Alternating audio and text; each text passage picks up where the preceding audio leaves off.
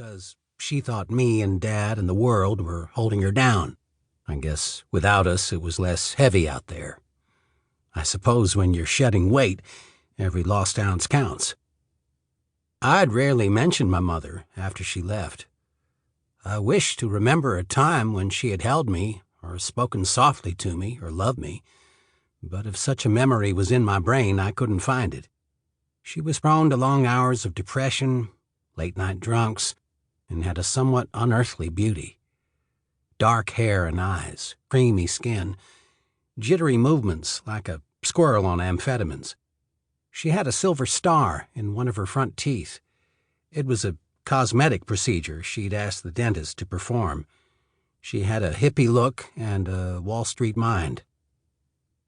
Not long after my mom's departure, Dad took her remaining clothes, odds and ends of hers, and hauled them to the dump. He kept a pair of her black panties, and that made me a little uncomfortable. He kept them in a drawer by his bed. He told me once, "They smelled just like her." Some things a child doesn't need to know. The day we packed up and left, those panties came with us. I saw Dad put them in his suitcase. We left most of our stuff and traveled light, a suitcase apiece, scrounged from behind Christmas decorations. The luggage was placed in the trunk and in the back seat, along with some refugee clothing.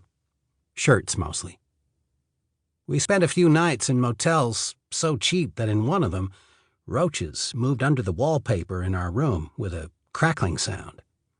In another, we could hear the next-door neighbor coughing and showering and straining to shit. We were parked on the bridge that cool night in 1968 because we had no home and no more money for a motel room. Dad said he had read about a job in some newspaper somewhere. He was vague. He was by original choice a librarian, but had left that job to make more money, as my mother felt she needed to live in style. She wasn't crazy about a husband who had what she said was a woman's job, shuffling books and filing dusty cards and memorizing the Dewey Decimal System. She liked to party. Dad liked to complain.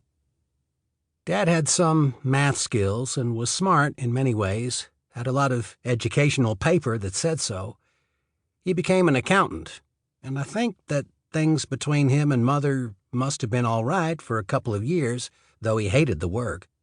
He missed the smell of old books and chasing down people with overdue items on their library cards. I know this somewhat from memory, somewhat from my dad, and it's just possible I made some of it up. As we sat there on the bridge and the wind whistled around the car, my father patted his fingers on the steering wheel. The big silver ring he wore on his left hand made a snapping noise against it, and the moonlight caught it and made it wink. Dad said, "Beneath that Moon Lake water is a town called Long Lincoln. It was named after a tall man named Lincoln. How about that?" I didn't say anything because I couldn't tell if it was really a question. Moonlight was shining through the windshield, and it made Dad look like he was coated in shimmering gold paint. The bones in his face appeared sharper than usual, like you could use one of his cheekbones to open a letter. His lips trembled. There were beads of sweat on his forehead, and I remember thinking, why is he sweating? It's a cool night. Leaves were picked off the trees by the sharp fall wind, and they flapped through the air, bright in the moonlight, red and yellow, orange and brown. Many came to rest on our windshield and on the bridge, as if they were birds settling to roost. Where they coasted onto the windshield, the moonlight formed a camouflage pattern over Dad's face. "Long Lincoln is where I was born. It was where I met your mother. We were in high school. We thought love was enough. We thought a lot of silly things.